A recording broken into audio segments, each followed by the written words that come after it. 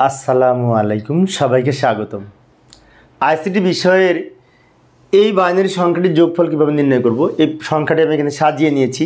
উপরে 9টা সংখ্যা, নিচে 8টা সংখ্যা, তাই এই দিক থেকে সাজাতে সাজাতে ফাঁকা থাকলে নিচে এদিকে থাকবে। বাইনারি যোগ করব, তো বাইনারি যোগ একটু খেয়াল করি।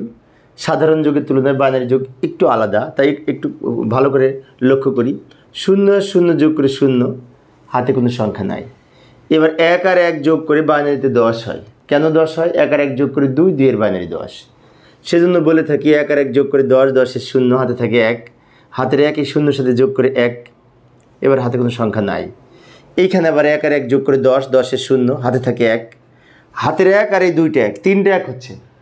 3টে 1 যোগ করে 11 হয় বাইনারিতে। 11 এর 1, হাতে থাকে 1। সে 1 0 সাথে যোগ করে 1। এবার এখানে 1 আর 0 যোগ করে 1, 0 আর 1 যোগ করে 1, এই 1 নিচে নামিয়ে দিব।